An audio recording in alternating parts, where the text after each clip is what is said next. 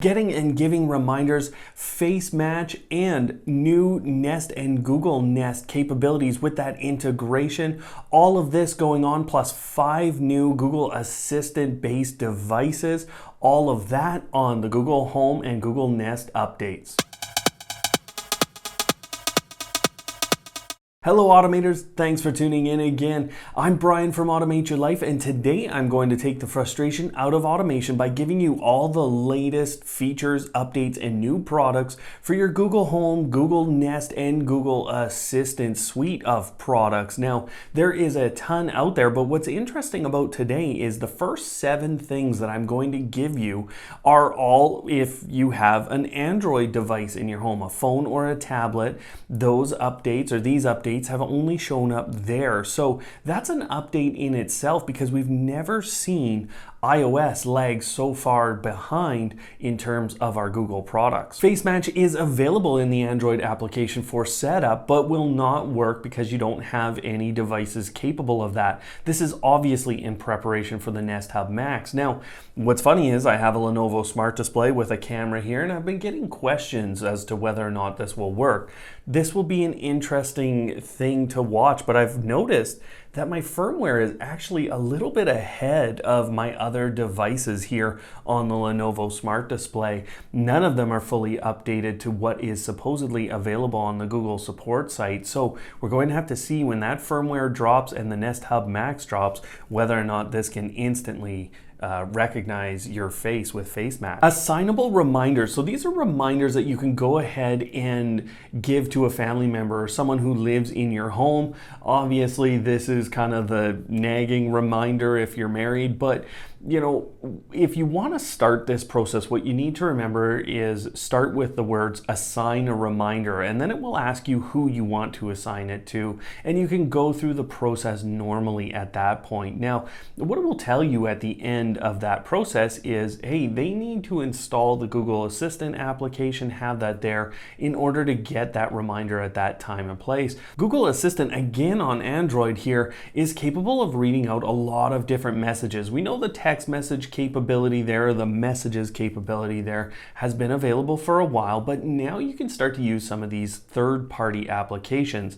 Discord, WhatsApp, and Telegram are good examples, and there's a number of other ones out there. We've known since Google I/O 2019 that Android Auto is going away and Assistant Driving Mode will be taking over. Now, it's interesting to see the path that Google is taking with this adjustment. They have a phase 1 and phase 2, and this is really coming from their latest APK. What's in that is basically a phase 1 of being able to use both services while demoing the new Assistant Driving Mode, and then phase 2 is the end. So I think it's something similar that we're seeing with the Nest migration. Speaking of which, we've now seen the first couple of changes in the Google Home application that show some of this integration is going on. And the first one is actually two-way communication showing up in your Google Home application. Now again, this is Android only right now, but I'm expecting a pretty big iOS update coming.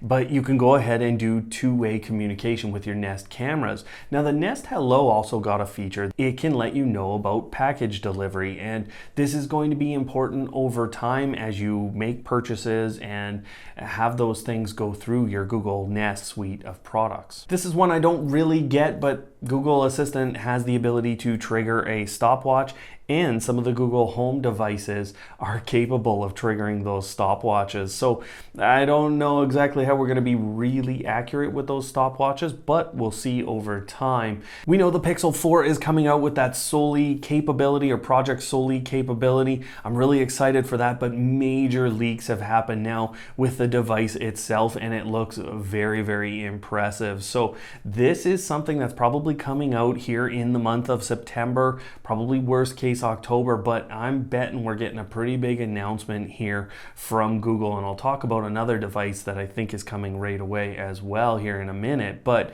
with that, Android 10 has now launched. Not a lot of changes there for us as automators, but still all of these changes rolling out and going to all these Android phones. We saw the Chromecast audio die a little while ago. It's just not going to be supported anymore, and the latest casualty is actually the the version 1 of the Chromecast itself. Now, it's a 6-year-old device, so personally, I'm okay with the end of that.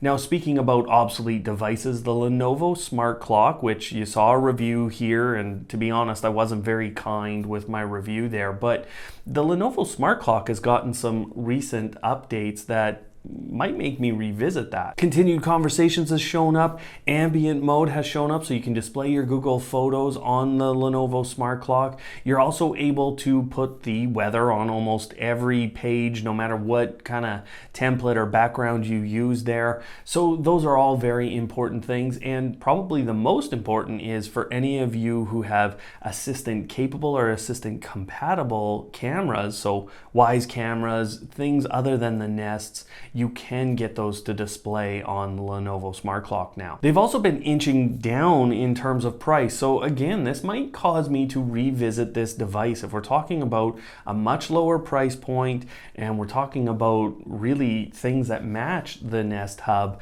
then Lenovo might have something on their hands, and we'll come back to this if it's relevant to you guys. Now, moving on, those of you in India are probably already noticing that the Nest Hub is available for you to purchase there. The Nest Mini, that's what I'm calling it now, or the Nest Hub Mini, it's essentially going to be this kind of device, and we've seen some of those details firm up about it. It'll have its 3.5 millimeter output jack, and I think that's a big deal to a lot of people.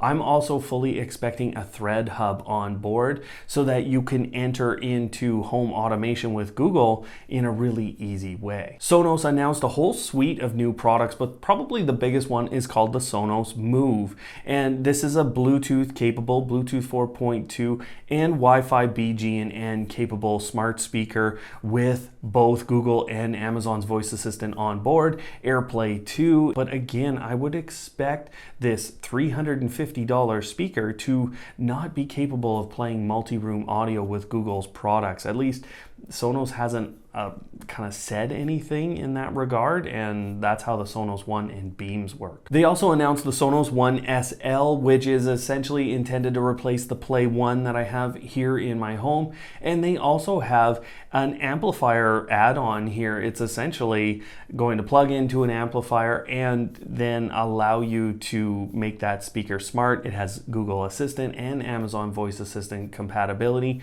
as well as, again, AirPlay 2. Now, if you haven't watched it already, my video on Nest account migration over to Google, which you will be asked about when you go into the Nest application here, you get it fully updated. This is an excellent resource for those of you who are within this ecosystem and you're wondering whether or not it's time to make that migration, or you feel like you're being forced into it. There's some things you can do, and you can watch here on the channel for updates like this. So go watch that video, guys. Make sure you're prepared. Don't make the mistakes I've seen on some of the forums and some of the social media here. People are really unhappy. So watch yourself there. Otherwise, don't hate, automate.